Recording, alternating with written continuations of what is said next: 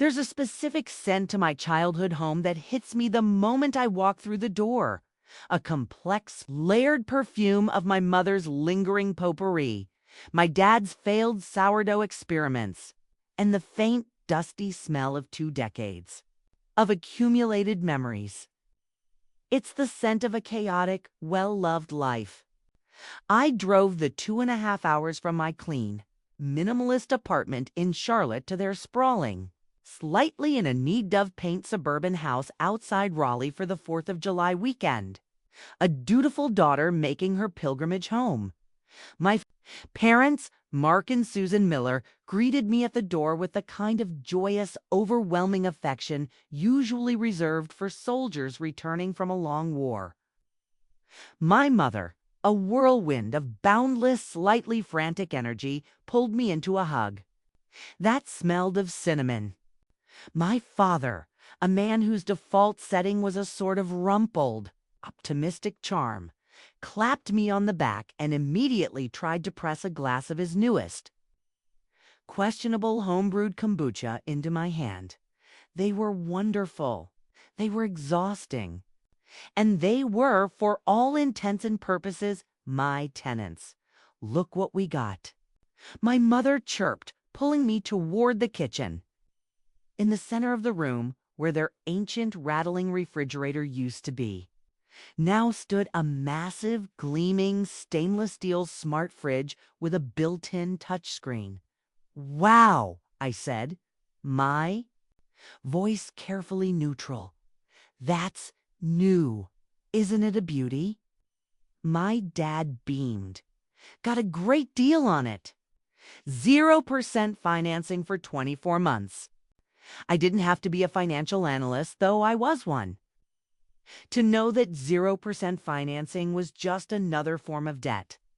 A concept my parents collected like other people collected stamps. I made a mental note to check my credit alerts. This was the core of our strange, unspoken, and deeply complicated arrangement. 5 years ago, after my dad's artisanal pickle business had gone spectacularly, impressively bankrupt, leaving a trail of angry suppliers and a second mortgage. In its wake, they had come to me with a plan.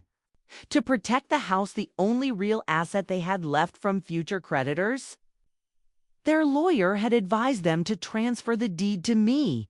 It was a quitclaim deed, a clean and simple transfer of ownership. Legally, the comfortable 4-bedroom house I had grown up in, with its big backyard and its slightly leaky roof. 'Twas Chloe Miller, sole proprietor. The deal was that they would continue to live here, of course. But I, in my quiet, pragmatic way, had taken over the financial burdens they were so consistently terrible at managing. I paid the biannual property taxes directly. The homeowner's insurance was in my name and on my auto pay. It was my gift. To them, a way to ensure they would always have a roof over their heads, a roof that I technically, legally, owned. It was a tangled, messy, and deeply codependent arrangement, but it was our arrangement. And a key unspoken clause in that arrangement was the sanctity of my old bedroom. "Your room is all ready for you, sweetie," my mom said, clearly misinterpreting my silence about the refrigerator as a desire to escape. "I'd put out the fresh sheets with the little flowers on them that you like."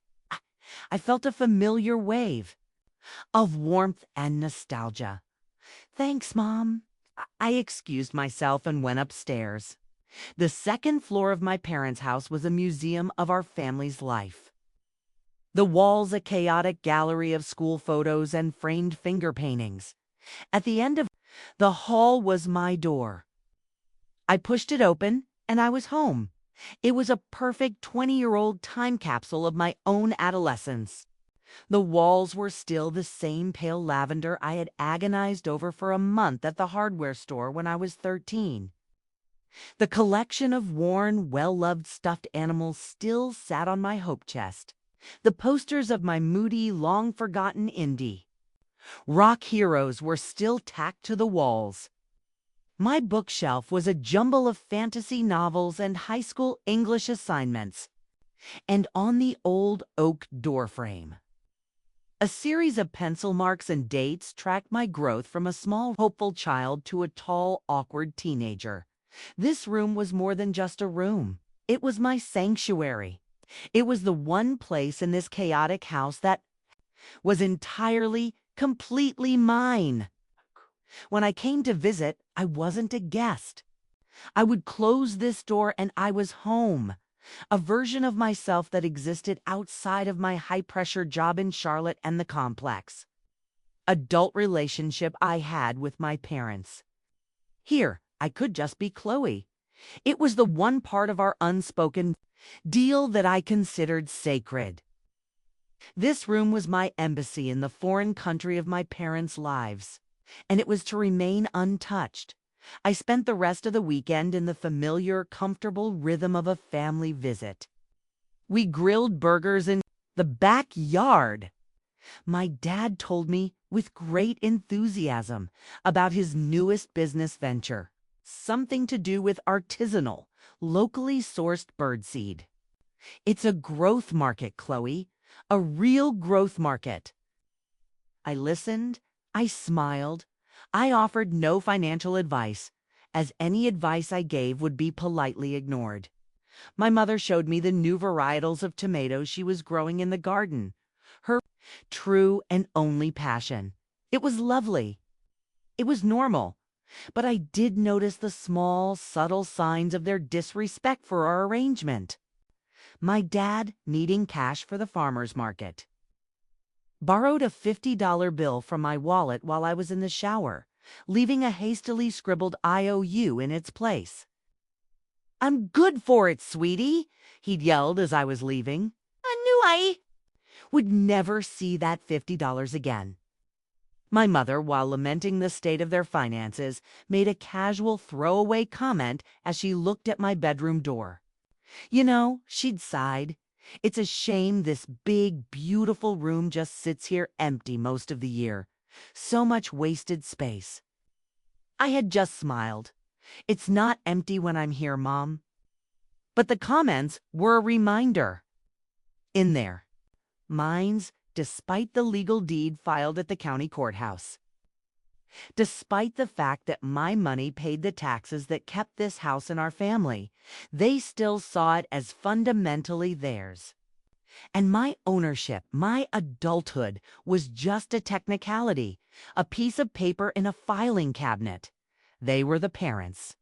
I was the child, and this was their house. It was a fundamental disagreement in our perception of reality, and it was a crack in our foundation I had chosen for years to simply ignore. The holiday weekend ended. I hugged them goodbye, dodged another glass of my dad's kombucha, and drove the 2.5 hours back to my quiet, orderly life in Charlotte. I felt the usual mixture of deep, abiding love and profound, soul-crushing frustration. I loved my parents, I truly did. But they were a puzzle I had long ago given up trying to solve as I pulled into my designated parking spot in the clean, concrete garage of my apartment building. I felt a sense of profound relief. Here I was in control. My bills were paid on time. My refrigerator was a normal, non-sensate appliance. My space was my own. I looked back at my life in Raleigh as if it were a different country. A chaotic, charming, but ultimately foreign land, where I was still just a child. I was grateful for the distance. I was grateful for the boundaries, both geographical and financial, that I had so carefully constructed. I had my life, and they had theirs, and in the middle was the house, my house. Their home. A complicated, messy arrangement that, for the most part, seemed to work. I went upstairs, unpacked my bag, and got ready for the week ahead. I felt secure in the knowledge that my childhood, my memories, my lavender-walled sanctuary were all safe and sound, waiting for me on my next visit, perfectly preserved behind a closed door at the end of the hall. I had absolutely no idea that the door had already been opened and that my entire history was in the process of being boxed up and shoved in a closet. The violation had already occurred. I just didn't know it yet. The month after the 4th of July was a blur of spreadsheets and quarterly reports. I was neck-deep in a major merger analysis at the firm, working the kind of grueling, soul-crushing hours that left little time for anything else. My life in Charlotte was my work. It was a clean, orderly world of numbers and projections, a world I could control. My chaotic kombucha brewing. Financially illiterate parents and their slightly leaker-roofed house in Raleigh felt a million miles away. The trip was a last-minute thing. Key client in Raleigh had a sudden crisis, and my boss needed me on site for 2 days of emergency meetings. It was a Tuesday morning when he told me.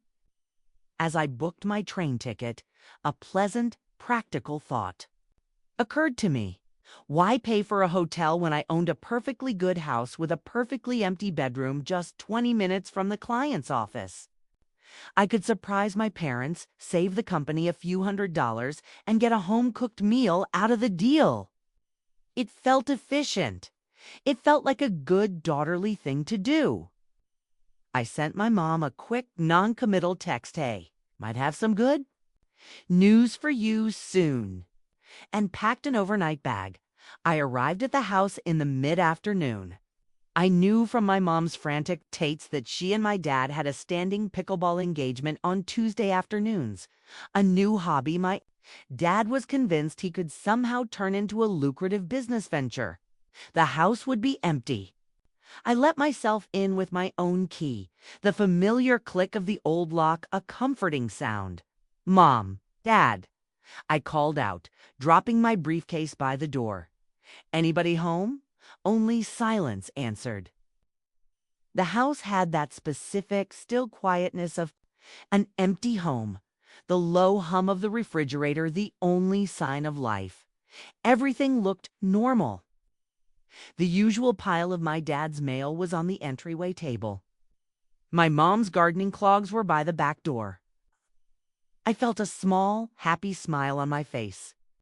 It was good to be home. I headed upstairs to drop my bag in my room before the client meeting. I took the familiar steps, my hand trailing along the worn oak banister. I passed the gallery of embarrassing school photos, my own gap-toothed 3rd grade.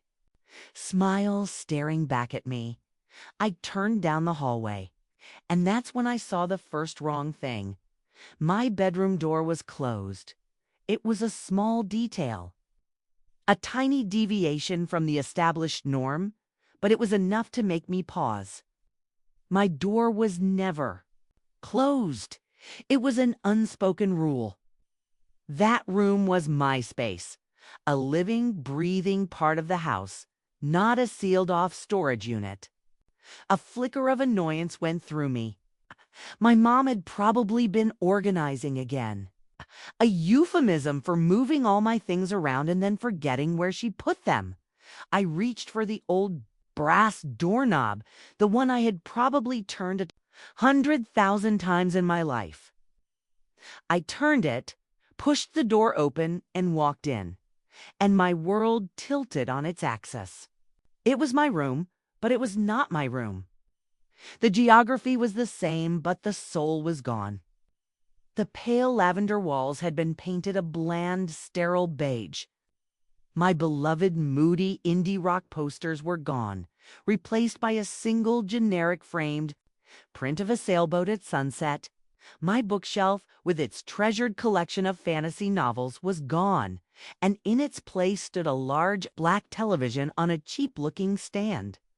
My bed, with its familiar, lumpy mattress and my grandmother's quilt, had been replaced by a sleek, modern futon, and there was a man sitting at my desk. He was a stranger. A man in his mid-20s with a scruffy beard and a pair of large headphones over his ears. He was hunched over a laptop, his fingers flying across the keyboard, completely oblivious to my presence.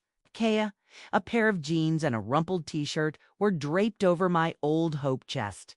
A half-empty bag of potato chips sat beside him. For a long, surreal moment, I just stood there in the doorway, my brain refusing to process the scene. It was a waking nightmare. My first panicked thought was that he was a burglar. A squatter who had somehow broken in. I must have made a sound, a small, choked gasp, because he looked up, startled. He saw me, and his eyes went wide with a fear that mirrored my own. I ripped the headphones off his head. "Who the hell are you?" He demanded, jumping to his feet, his chair scraping loudly against the hardwood floor. "I could ask you the same question," I shot back, my voice trembling with a mixture of terror and outrage. "What are you doing in my house? In my room? Your room?" he asked, his expression shifting from fear to pure confusion. "This is my room. I'm renting it." "Who are you renting?" The word hit me with a physical force. It was an impossible, nonsensical word in the context of this house, this sacred, private space. "Renting from who?" I asked, my voice dangerously. "Quiet. From the Millers," he said, gesturing vaguely around the room. "Mark and Susan, my landlords. I have a lease agreement and everything." He pointed to a piece of paper on the desk. "Look, I don't know who you are, but you probably shouldn't be here. You should go." I didn't move. I couldn't. I was paralyzed by a dawning horror so profound it felt like I was turning to stone. My landlords. The words echoed in the beige, sterile space. My parents, who were living in my house, rent-free, had landlords. And they had rented out my childhood bedroom. They had taken my sanctuary, my time capsule, my one private piece of this world, and they had sold it for monthly income. The stranger, seeing the look on my face, must have realized he was in the middle of a domestic situation far more complicated than a simple burglary. His own aggression faded, replaced by a look of deep, uncomfortable awkwardness. I'm Josh, by the way," he said, rubbing the back of his neck. "Look, your parents, I mean, the Millers, they didn't tell you they had a tenant." Just shook my head, unable to form words. "Oh, man," he breathed. "Okay, this is awkward. I'm just going to go for a walk or something. I'll be back later." He grabbed his phone and wallet and practically ran out of the room, leaving me alone in the wreckage of my own history. The moment he was gone, I walked numb and robotic over to my closet. I opened the door, and that's when the real violation hit me. All of it. All of my things. My yearbooks, my photo albums, my collection of stuffed animals, the shoebox full of old concert ticket stubs, the silly, sentimental treasures of my entire youthful of it had been unceremoniously dumped into a series of large, unlabeled cardboard boxes and shoved into the back of the closet as if it were junk to be discarded. I sank to my knees. I pulled out a box and opened it. On the top was a framed photo of me and my best friend, aged 16, our faces full of a goofy, hopeful innocence. They had not just rented out a room. They had packed up my identity. They had put my past in a box and sold its shelf space to a stranger. The disbelief, the shock, it all began to recede. And in its place, a new emotion started to rise. An anger so cold, so pure, so absolute, it felt like a shard of ice forming. In my heart, this wasn't a misunderstanding. This wasn't a thoughtless mistake. This was a deliberate act. They had known I was coming for Thanksgiving in a few months. They had known I would find out, and they had done it anyway. They had done it because, in their minds, this room, this house, my very history, it was not mine. It was theirs to do with as they pleased. I sat there on the floor, in the middle of my desecrated sanctuary, the smell of a stranger's potato chips in the air. The nostalgic warmth I had always felt for this house was gone, replaced by the cold, hard reality of a property line. This was not just an emotional betrayal. It was a legal one. And they had no idea of the legal, financial, and familial reckoning that was about to befall them. I heard the sound of a car pulling into the driveway. My parents were home. They were about to find out that they had a very, very big problem. I sat on the edge of the living room couch, the springs groaning under my weight, and I waited. The stranger, Josh, was hovering awkwardly by the staircase. A ghost in his own rented room, clearly wishing the earth would open up and swallow him. Whole, I felt a bizarre, detached sense of pity for him. He was just a pawn in a game he didn't even know he was playing. The silence in the house was thick and heavy, charged with the impending collision of two completely different realities. My reality, a world of legal documents, property rights, and personal boundaries. And my parents' reality, a whimsical, consequence-free fantasy land where they were the benevolent, misunderstood heroes of their own story. The front door opened. The collision was imminent. "We're home." My mother's cheerful sing-song voice called out as she burst through the door, her arms laden with grocery bags. My father trailing behind her, carrying a brand-new, top-of-the-line pickleball racket. They were flushed and happy from their game, their faces glowing with a healthy, carefree exertion. They saw me first. Their smiles froze. The grocery bags in my mother's arms sagged. My father's new racket clattered to the floor. "Chloe." My mother gasped, her hand flying to her chest. "What? What on earth are you doing here? You didn't say you were coming." There was no delight in her surprise, only a raw, undisguised panic. Then their eyes darted past me and saw Josh, the tenant standing frozen on the stairs. My father's face went from shocked to a pale, sickly white. The atmosphere in the entryway crackled with the frantic, silent energy of two people trying to invent a plausible lie on the spot. "Oh," my mom said, her voice a little too loud, a little too bright. "Chloe, this is Josh. He's a friend of your father's from the club.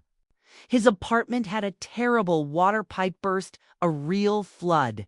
And we offered to let him stay with us for a little while until it's all sorted out. Isn't that right, Mark?" She looked at my father, her eyes wide and pleading. My father, terrible liar, just nodded vigorously, his face a mask of pained sincerity. A real tragedy. The whole place just ruined. Terrible. It was a pathetic, almost laughable lie. And I refused to let them hide behind it. I didn't raise my voice. I didn't get angry. I just calmly, quietly dismantled their fiction. "Hello, Josh," I said, turning to the young man on the stairs who looked like he wanted to dematerialize. "It's a pleasure to meet you. We've already introduced ourselves." I turned, my gaze back to my parents. "He told me he's been renting my room for the past 3 months. He showed me the lease agreement your father had him sign." The lie died. The silence that followed was heavy and suffocating. My mother's face crumpled, her breezy hostess persona collapsing to reveal the terrified, guilty woman beneath. My father just stared at the floor, his face burning a deep, mottled red. "Okay." My mother finally whispered, putting the grocery bags down on the floor as if they had suddenly become too heavy to hold. Okay, let's all just sit down and talk about this calmly. Josh, seizing his chance, practically sprinted for the door. You know what? I'm just going to go get some dinner, he mumbled. I'll be back. Much later. The door clicked shut behind him, leaving the three of us alone in the sudden, terrible quiet. We sat in the living room, a perfect, tragic triangle of a family. They sat together on the floral sofa.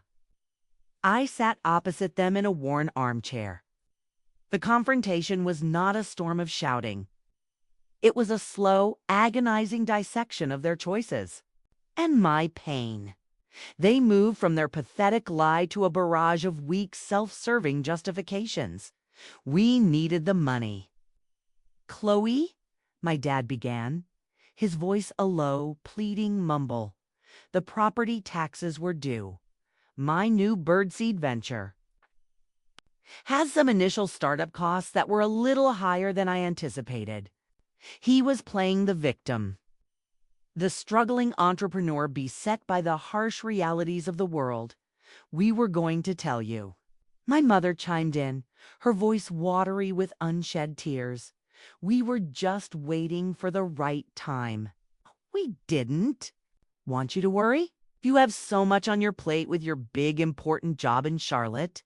It was a classic manipulation.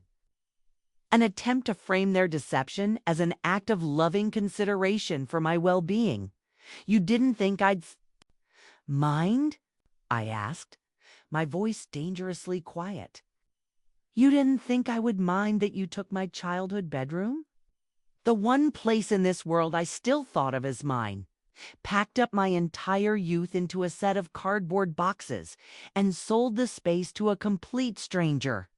Oh, don't be so dramatic, sweetie, my mother said, a hint of her usual dismissive tone creeping back in.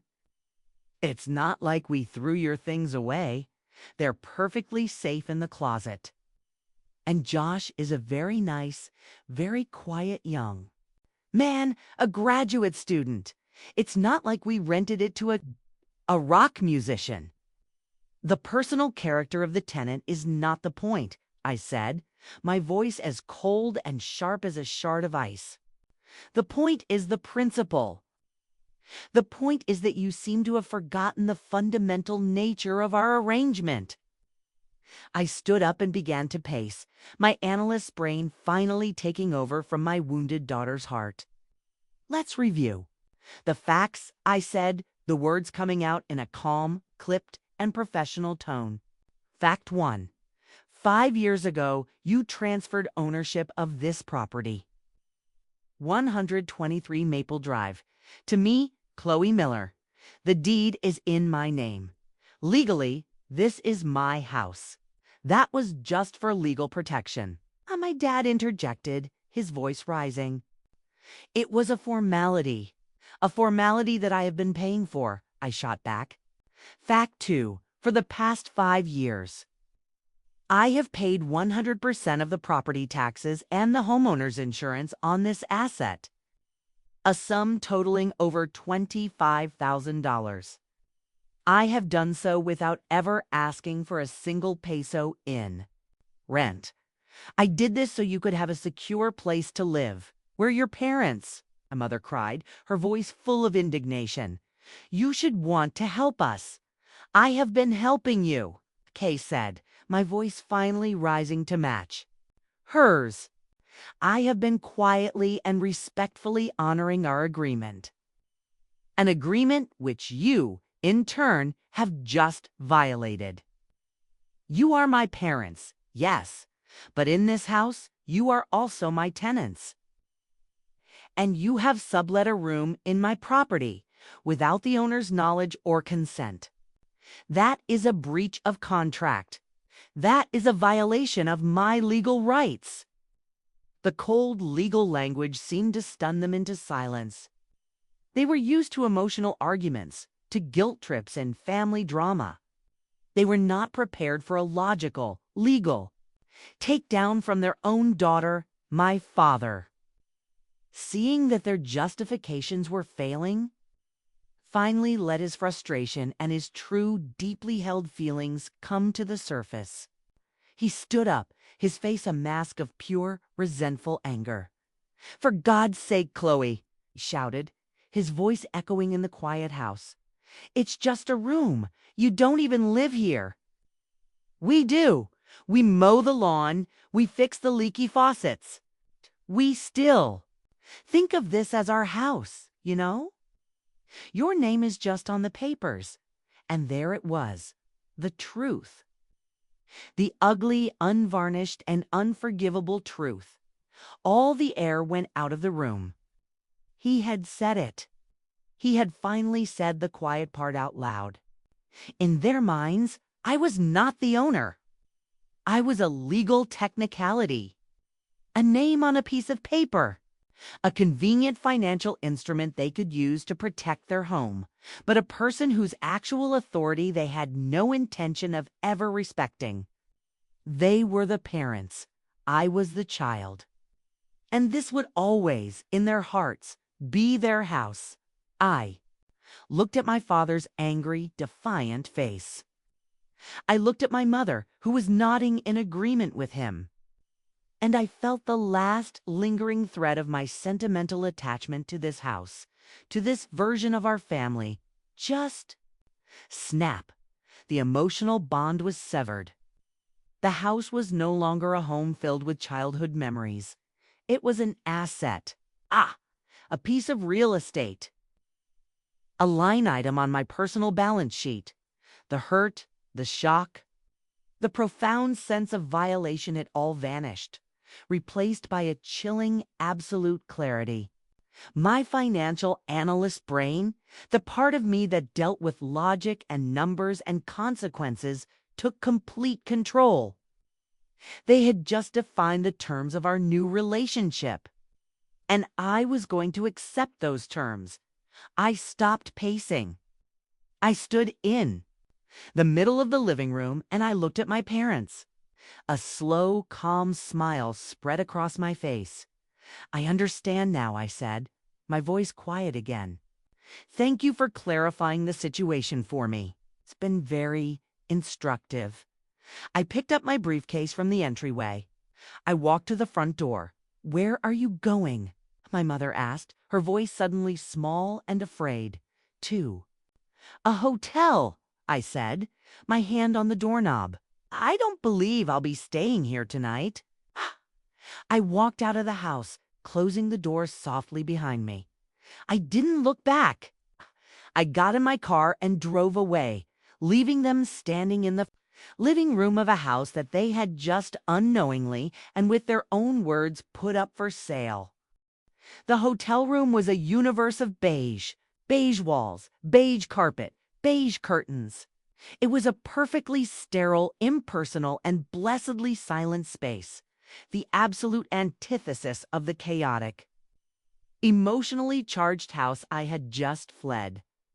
I sat on the edge of the stiff, king-sized bed, my briefcase on the floor beside me, and I felt the last of my trembling, adrenaline-fueled anger recede.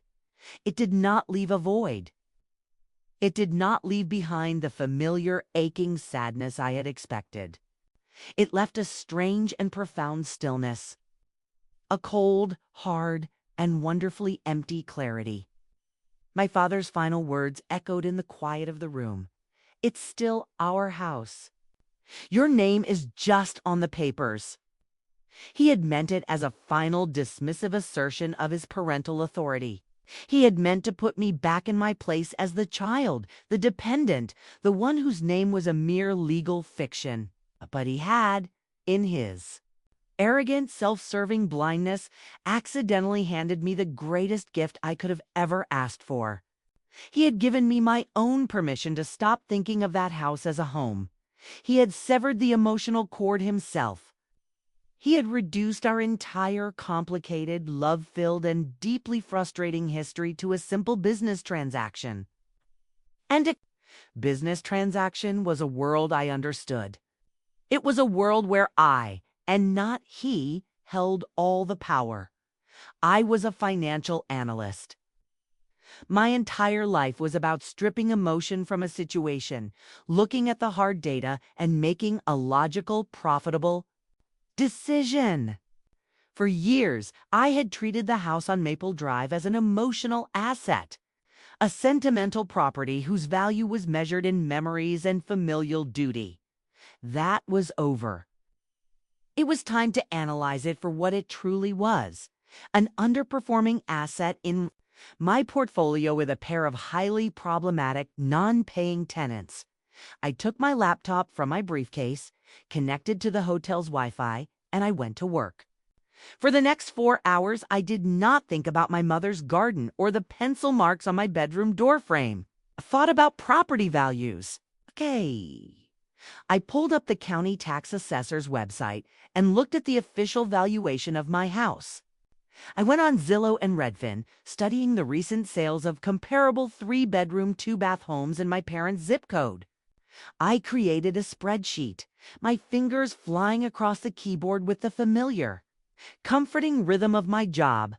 I calculated the market trends in their specific Raleigh suburb of quiet, leafy neighborhood that was suddenly becoming a hotspot for young families fleeing the city. Property values were up 12% since last year. The market was hot. It was a seller's market. Then I calculated my own investment. I went through my online bank records for the past 5 years, line by line. Every property tax payment, every homeowner's insurance premium. I even factored in the $50,000 emergency payment I had made 3 years ago to pay off a lien from a contractor my dad had failed to pay for a disastrous bathroom renovation. I calculated the total, added a modest interest rate to account for lost investment opportunity, and put the number at the bottom of the spreadsheet. The house didn't just have my name on the deed. It was built on a foundation of my money, my responsibility, my quiet, thankless adult competence. The numbers didn't lie. The data was clear.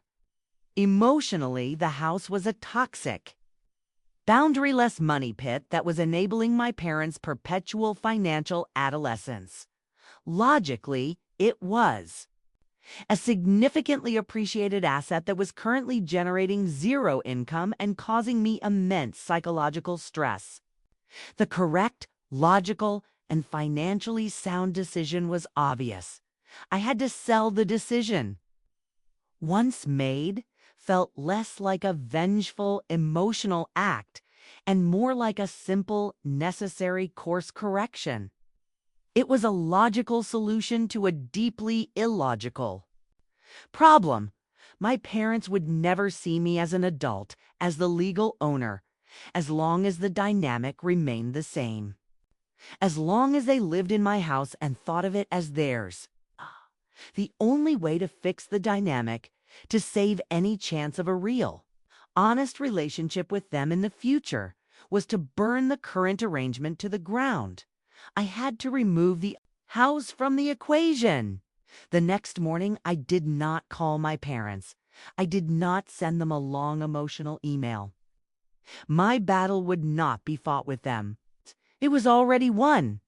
My next steps were purely logistical. I showered and put on my business suit, the one I had brought for my client meeting. I looked at myself in the mirror. The hurt, confused daughter was gone. A calm, determined, and slightly terrifying woman looked back at me. I spent an hour online researching the top real estate agents in the Raleigh-Durham area. I wasn't looking for a friendly neighborhood agent. I was looking for a shark, a closer. Someone who specialized in high-value suburban properties and who would be utterly unfazed by a messy family situation. I found her. Brenda Russo, her website, was a testament to her success. #1 agent in Wake County 3 years running. Her photo showed a sharp, impeccably dressed woman in her 50s with a confident, no-nonsense smile. She looked like she ate complex property disputes for breakfast. She was perfect, I called her office. I was put through to her immediately. Brenda Russo speaking, she said, her voice crisp and efficient. "Good morning, Ms. Russo," I said, my own voice a mirror of her professionalism. "My name is Chloe Miller. I was referred to you by your excellent sales record. I am the sole legal owner of a property at 123 Maple Drive. I wish to list the property for sale as soon as possible. I'd like to schedule a meeting with you today, if you have the time." There was a slight pause on the other end. "I can make time," she said, her voice intrigued. "I'm familiar with the house on Maple. A lovely colonial is the property. Currently occupied?" "Yes," I said. "By my parents. They are tenants at will." Another pause. This one was longer. "I see," she finally said, and I could almost hear the gears turning in her mind. She understood the situation immediately.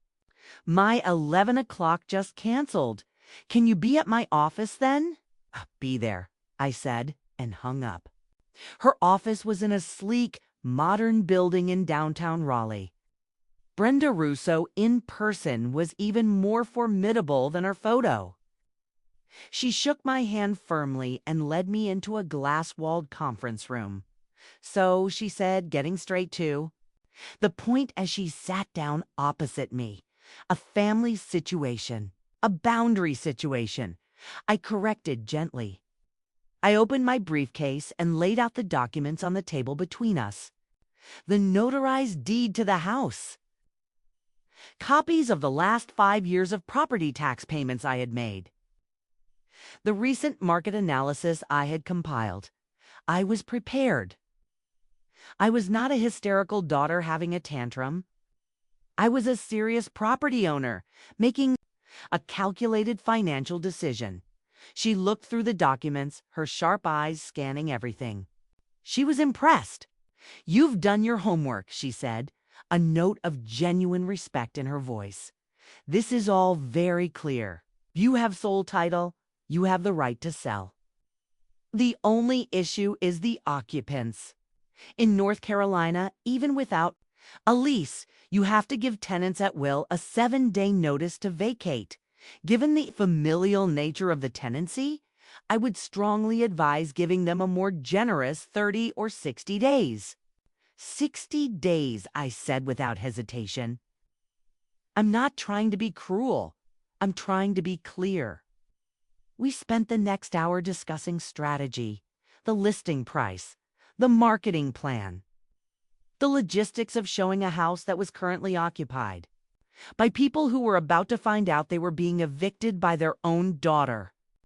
Brenda was a consummate professional, handling every potential complication with a cool, practical solution. At the end of the meeting, she pushed the listing agreement across the table to me. "This is a big step, Chloe," she said, her voice softening for the first time. "Are you sure you're ready for the fallout?" I thought of my lavender-walled bedroom, now occupied by a stranger. I thought of my past, packed away in cardboard boxes. And I thought of my father's voice, full of a lifetime of casual dismissal, saying the words that had set me free. "Your name is just on the papers." I picked up the pen and signed my name. With a firm, steady hand, "I'm ready," I said. I left her office and drove back towards my hotel. On the way, I took a detour. I drove down Maple Drive, and I saw them. My parents. My mother was in the front yard, tending to her beloved roses. My father was on the porch, reading the newspaper. They looked so normal, so peaceful, so completely unaware of the legal, financial, emotional bomb that was about to detonate in their lives. For a single fleeting moment, my resolve wavered. A wave of guilt, of love, of a daughter's deeply ingrained duty washed over me. I could still turn back. I could call Brenda, tell her to tear up the contract. We could pretend this never happened. Then my father's words echoed in my head one last time. It's still our house. Your name is just on the papers. He was right. My name was on the papers. And the papers gave me all the power. I took my foot off the brake and drove away, my eyes fixed on the road ahead. Kay did not look back. The drive back to Charlotte was a 2.5-hour stretch of silent, focused clarity. The emotional hurricane that had ripped through my parents' living room had passed, leaving a kind of serene, clean emptiness in its wake. The daughter, who had driven to Raleigh seeking the nostalgic comfort of her childhood home, was gone. The woman who drove back was a property owner, a financial analyst, and the executor of a new, deeply personal and entirely necessary business plan. My father's words had set me free. Your name is just on the papers. It was time to act like the person whose name was on the papers. I did not call them. A phone call would be an invitation to an emotional, circular, and ultimately pointless argument. It would be a messy human conflict, and I was done with those. My next communication would be clean, precise, and irrefutable. It would be a business correspondence. From my quiet apartment that night, I drafted an email. My fingers were steady on the keyboard. Each sentence was a carefully placed, load-bearing beam in the new structure of our relationship. Subject: the property at 123 Maple Drive. Dear Mom and Dad, thank you for the conversation yesterday. It clarified the situation and our respective positions entirely. As the sole legal owner of the property at 123 Maple Drive, I have made the decision to put the house on the market. This email serves as your formal, written notification. Realtor Brenda Russo will be in touch with you shortly to arrange the placement of the for sale sign and to schedule showings. Per North Carolina state law, I am providing you with 60 days notice to vacate the premises. You will need to have fully moved out of the property by October 5th. I know this will be a difficult transition, and I will discuss my plans to assist you with that transition at a later date. For now, please direct all questions regarding the property, showings, or timelines to Ms. Rousseau. Her contact information is below. Sincerely, Chloe. I read it over once. It was cold. It was clinical. It was perfect. I hit send. Then I turned off my computer, went to bed, and slept more soundly than I had in years. The explosion, when it came, was spectacular. I woke the next morning to a barrage of notifications. That made my phone buzz against my nightstand like an angry hornet. 10 missed calls from my mother, 15 from my father. A string of increasingly frantic and unhinged text messages. From my mom: Chloe, you can't be serious. Call me immediately, followed by, this is a joke, right? A cruel, horrible joke. Your father is having chest pains, and then, how could you do this to your own mother? After all the sacrifices I made for you, I gave you life. From my dad, you have no right to do this. I will see you in court. Followed by, this is our home. A piece of paper means nothing. And finally, you are a cold, heartless, ungrateful child. I read them all, a strange sense of detachment washing over me. These were the words of the people I loved more than anyone in the world, and they felt like they were coming from strangers. The emotional blackmail, the threats, the guilt trips. They were the familiar weapons they had always used against me, but for the first time, they had no effect. I had a shield now. The cold, hard, beautiful shield of a legally binding document. I did not reply. I simply forwarded the entire message. Chained to Brenda, my new shark of a realtor. With a single line, FYI, please handle all communications from this point forward. A few days later, Brenda called. "Okay, Chloe," she said, her voice a brisk, cheerful weapon. "The sign is up." I closed my eyes, picturing it. The clean professional for sale sign hammered into the soft green grass of the front lawn where I had learned to ride. A bike, a public declaration. The quiet, messy, internal dysfunction of our family, now on full display for the entire neighborhood to see. It was a sad, necessary, and deeply satisfying thought. How did they take it? I asked. "Not well," Brenda said with a dry chuckle. "Your mother cried. Your father threatened to sue me for trespassing until I politely reminded him who the legal owner of the property was, but they are cooperating. They know they don't have a choice. We have our first open house scheduled for this Sunday." The next 2 months were a quiet, brutal war of attrition. My parents, realizing their emotional attacks were useless, tried a new tactic. They attempted to rally the extended family to their cause. I received confused, concerned calls from my aunts and my grandmother, who had only heard my parents' panicked, one-sided version of the story. I handled each one with a calm, patient, and unwavering logic. I explained the arrangement. I explained the tenant. I explained the final dismissive words my father had said. I did not ask them to take my side. I simply presented the facts. And one by one, the calls of outrage slowed and then stopped. The house, as Brenda had predicted, sold quickly. A young family from out of state fell in love with it and made an offer well over the asking price. The closing date was set. The finality of it all was a freight train hurtling down the tracks toward my parents' comfortable, consequence-free world. Their angry, panicked messages eventually ceased, replaced by a sullen, defeated silence. They found a small apartment to rent, a temporary solution. They were being forced, for the first time in their lives, to be truly independent. And I was being forced, for the first time in my life, to be truly alone. It was terrifying. And it was liberating.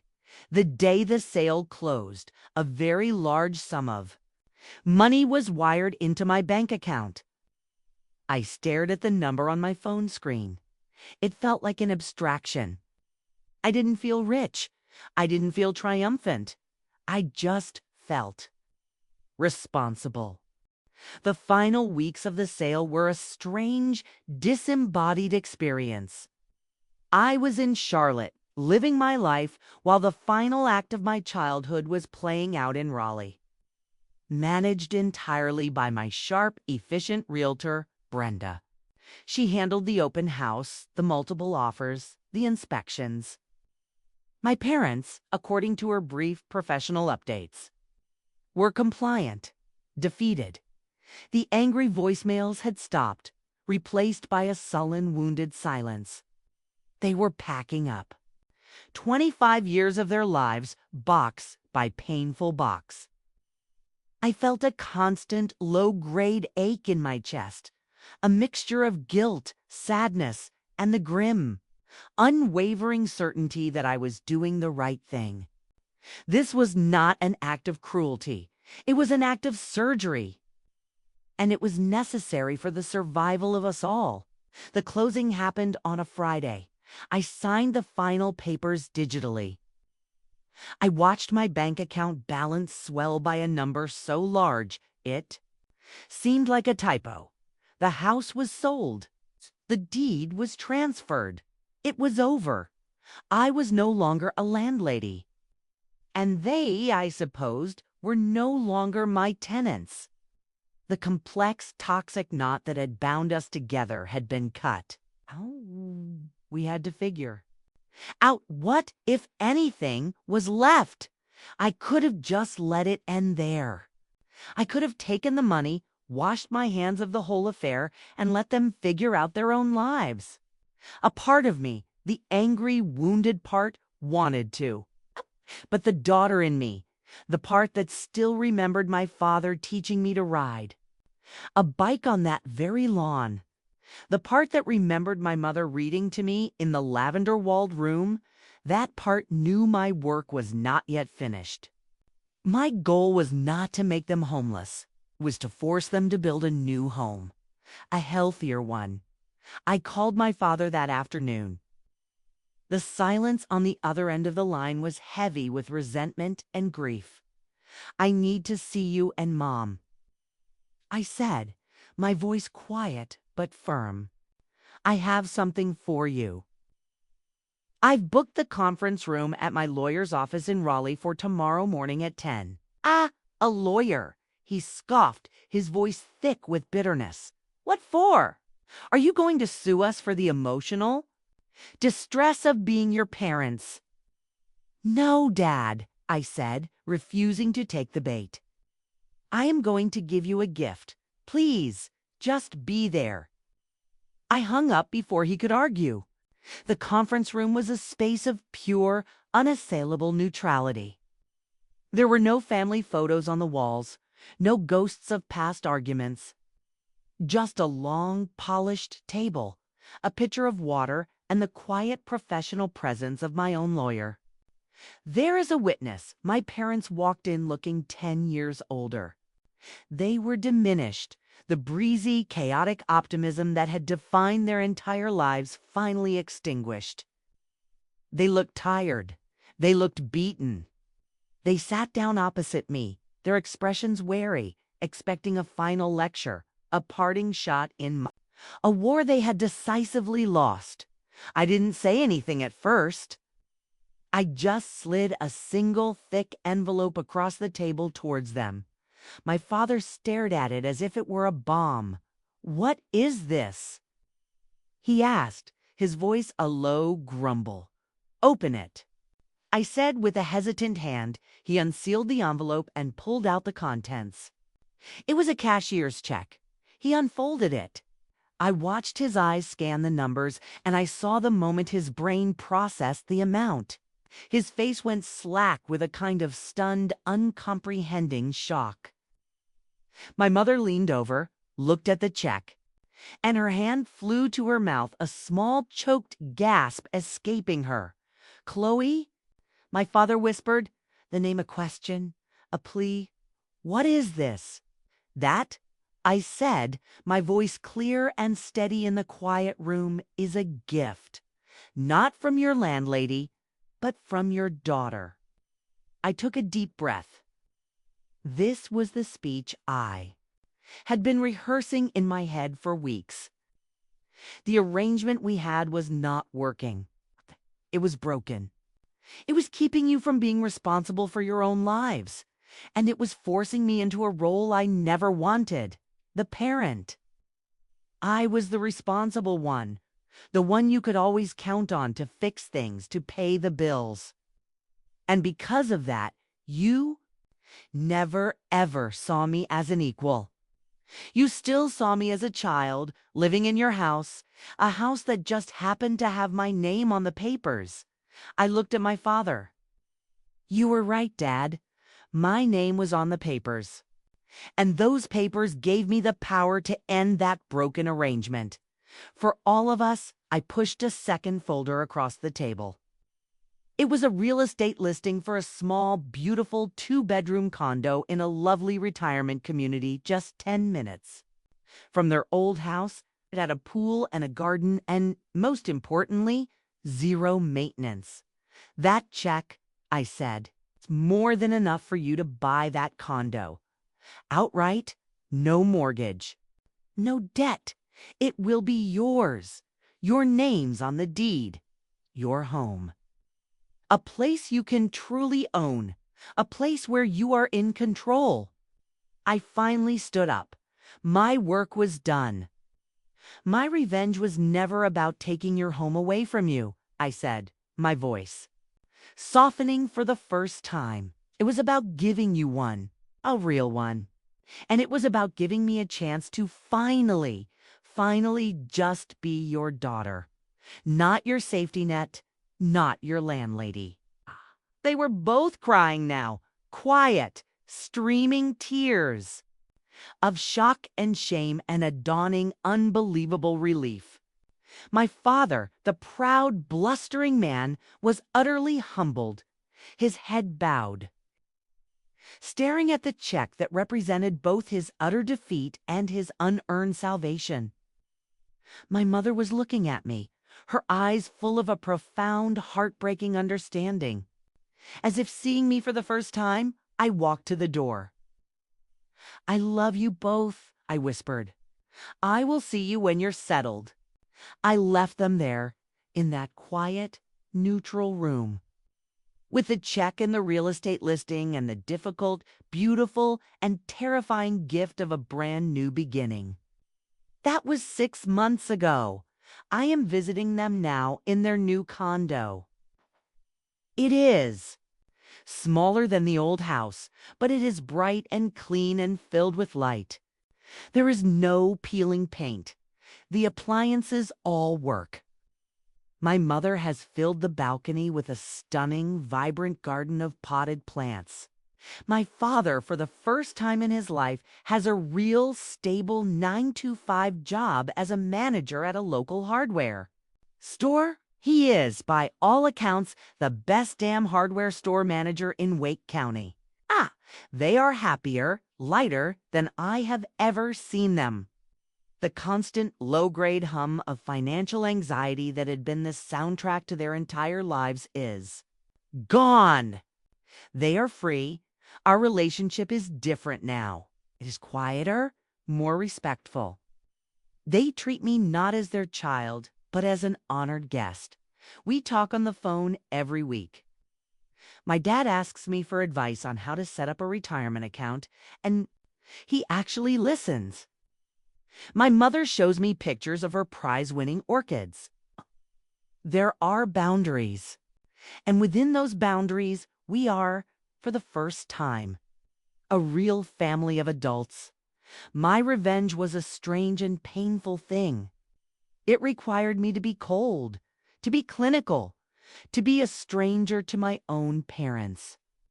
I had to destroy the home I had grown up in, but I know now, with an absolute certainty, that it was not an act of destruction. It was an act of radical, painful, and necessary love. I had to tear down the old rotten structure so that we could all finally build something new, something stronger, something that was truly our own.